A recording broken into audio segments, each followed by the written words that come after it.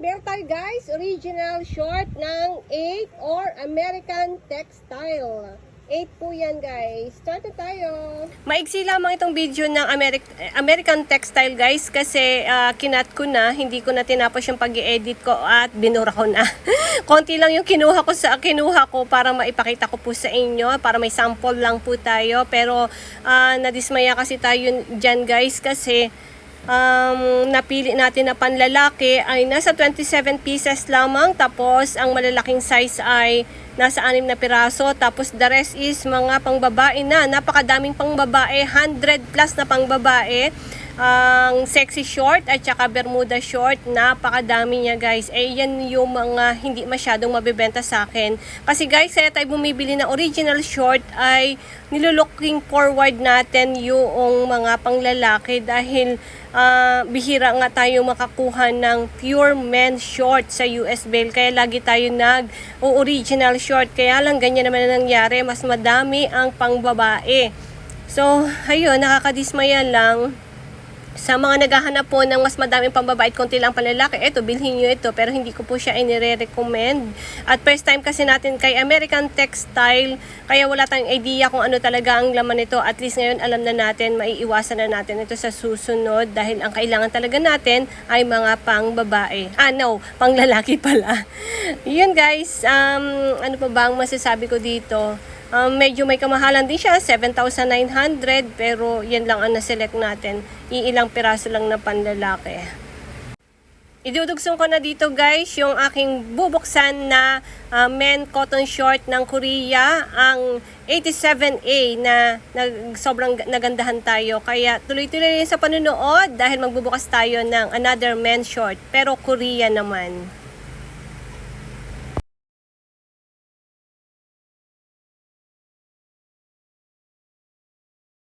Men cotton short, syempre, Beya, ibig sabihin yan ay Korean Bale. Men short guys, dahil nalugmok tayo sa original short ng American Textile at wala tayong nakuha kundi iilang piraso lang na men short at kailangan natin ng men short kasi mas mabenta ang men short. Kaya Korean na naman tayo dahil wala tayong mahanapan na men short ng US. Okay, at yan po, ibang code to, 87A. ZL po. Ayan, may ZL siya. 87A. Guys, iba pa po yung K87. Magkaiba po sila ng 87A dahil ito po ay mas mahal. Dahil ang K87 po ay parang nasa 5,000 plus lang ang presyo. Ito po ay nasa 7,000. It means, mas maganda ito compare doon sa K87. So, tingnan natin kung talagang mas maganda nga to at kung ano ang pagkakaiba nilang dalawa. Start na tayo! Guys, hindi siya masyadong amoy. Unang opinion, unang komentaryo. Hindi siya maamoy. Although may kaunting amoy, pero hindi kasing tapang ng amoy ng naamoy natin sa malinis. Nakikita ko. Medyo dark, madark ang kulay. Madaming itim, madaming asul, pero garterize na hindi kalakihan ng size, lumalaban pa. Ito yung usually na nakikita natin sa men's short ng ganitong style. Pero ang kaibahan niya ay walang pupas, hindi gasgas ang tuhod, although nalalinan siya ni Under Armour na konting speaker, pero the rest okay naman. Medyo luwag na, pero kailangan lang ng tali. Marami naman akong tali dyan, pero bago pa siya. Tokong, medyo mahaba. Dalawa silang tokong. Buchina and white pa, di ba? Playboy.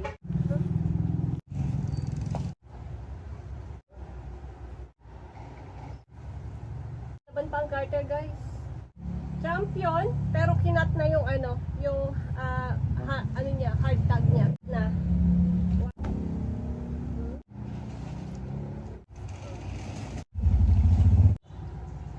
Ayan ang wash tag. Hard tag. Yeah. Sabi ng aking supplier ay ano daw to, rare. Kaya kung makakita kayo nito, get nyo na. Kumuha na kayo. Ganda pa. Chanel-Chanelan, pero maganda yung quality.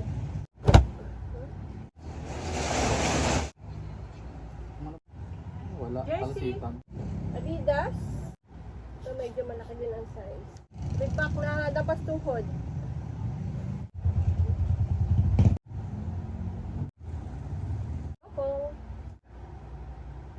Toko.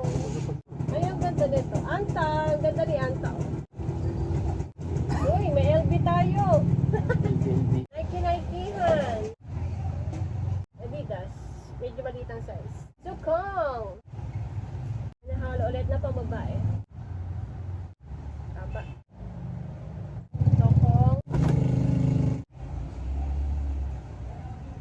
Nike. Orig. Nike Orig. Medyo luwag na nga lang. Hindi yan medyo. Luwag na. Luwag na siya. Sukong. So far, so good tayo, guys. So far, so good. Okay. Garterize sa makapal. Pero yung tela, at saka yung quality, parang siyang original, no? Tsaka ito. Original mo? Makakapandaya na rin naman. Pinutol, no? Okay. Guys. Gucci, may Louis Vuittonin. Pwede ang kanson mainit na tuldo. Tokong, uy, army. Tokong, jersey. Ito, Nike na, napakalaki. Tokong, das na local. Rice. Tokong. Ganda ito, board short.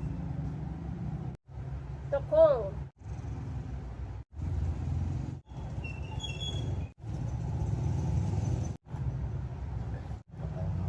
Guys. Kita nyo kung gaano siya kabago at kaayos.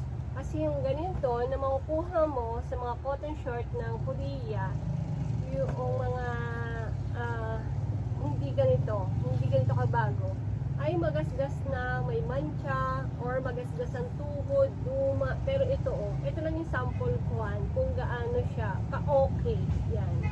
Diba? Bagong-bago siya. Ibig sabihin, maganda talaga siya.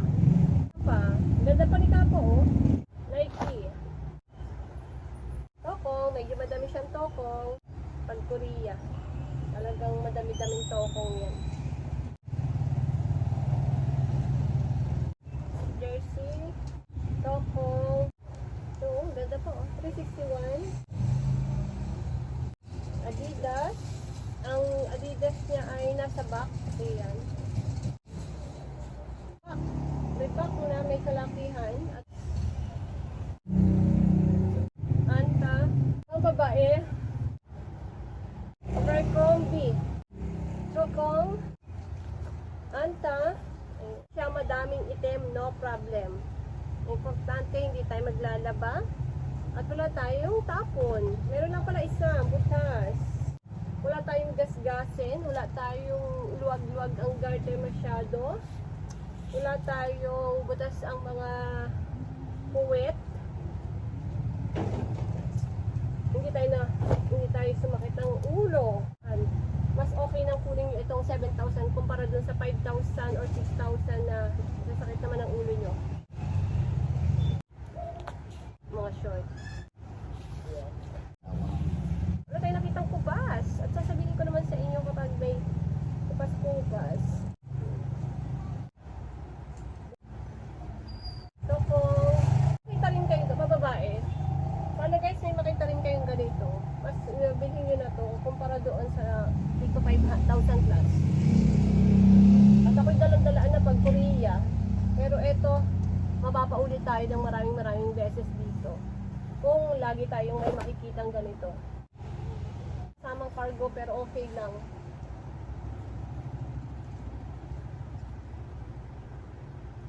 Camouflage. Orange. At ito yung last natin. May kalakihan. Parang pambabae pa nga. Ang total natin guys ay 160 pieces. Meron tayong 29 pieces na tokong. Yung mahahaba, lampas tuhod. Tapos may nahalo din itong pambabae na 7 piraso. Tapos meron tayong damage na 3 piraso lang naman. 5 piraso na kailangan i-repair. Meron tayong 14 pieces na na-select na branded. Ang napili natin na goods na pwede nating ibenta ng 150 to 130 pesos ay 83 pieces.